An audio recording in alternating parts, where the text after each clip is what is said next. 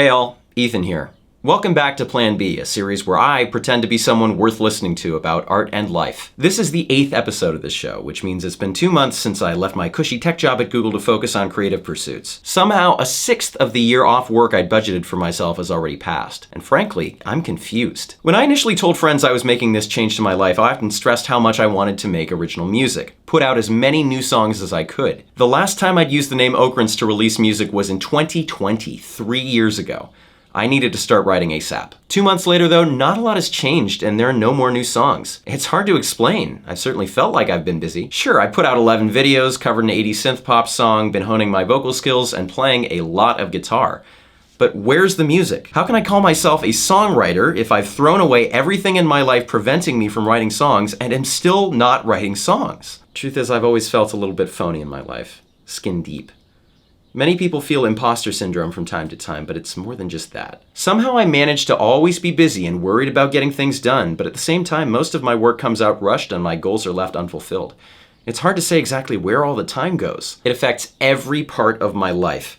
I can tell you how to say cheers in 12 languages and introduce myself on stage in at least 4 or 5, but I can only sustain a conversation in English. I call myself a distance runner and would like to complete a marathon, but I've only run 1 race since high school. I'm a pretty great first date if I do say so myself, but I've been an inattentive boyfriend in the past. And most relevantly, at last count, I'm sitting on 15 promising compositions, some of which have sat unfinished for years, but I put out a grand total of 3 songs in the past decade. It's not that I don't care.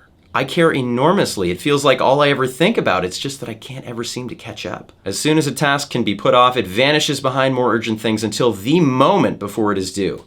If the reward isn't right there, it may as well not exist. Routines seem impossible, large projects completely unmanageable. I developed a nearly superhuman ability to blitz through work in a single sitting to try and compensate, but it only goes so far. For my behavior, I've had mentors give up on me, teachers scream at me, and friends stop talking to me, all over things I felt I was trying very hard to succeed at. The shame makes it 10 times worse.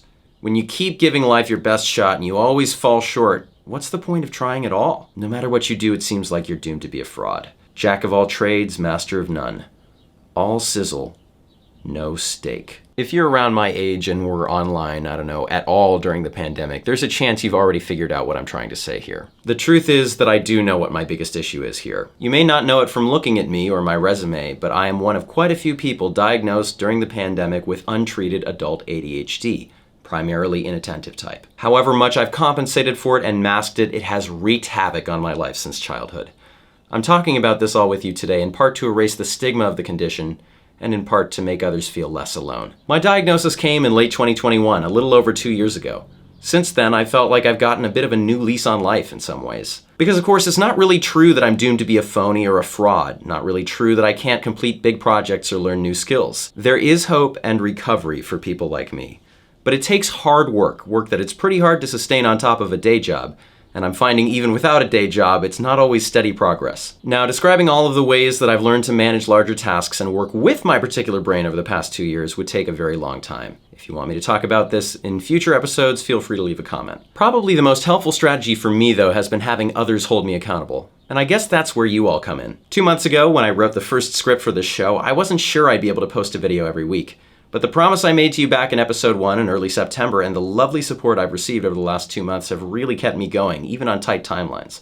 And I haven't missed a week yet. So thinking about how I'd really like to be prioritizing original music, you know, the reason I left my job in the first place, I guess I'll make another promise to you today. I figure that if I can make a video every week and be okay, I think I can manage a new song every month. I can't guarantee for you that I'll be able to release a new song every 4 weeks all by myself, because it takes a lot of lead time, but I think I can probably manage finishing production on a song about that often, and I'll probably be able to preview some of it on this channel for you too. Now, I have enough injured pride about my music that this experiment is a little bit terrifying for me.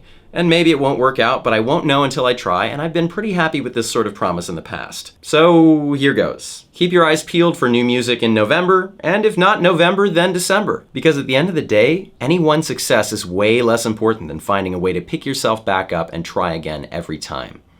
So I'm ready for the challenge. I think. If you want to see more from me or hear my music, please subscribe or follow this channel, and don't forget to leave a comment if there's anything you'd like me to touch on in a future video. I do take requests. Thanks for watching, all the best to you, and see you next week.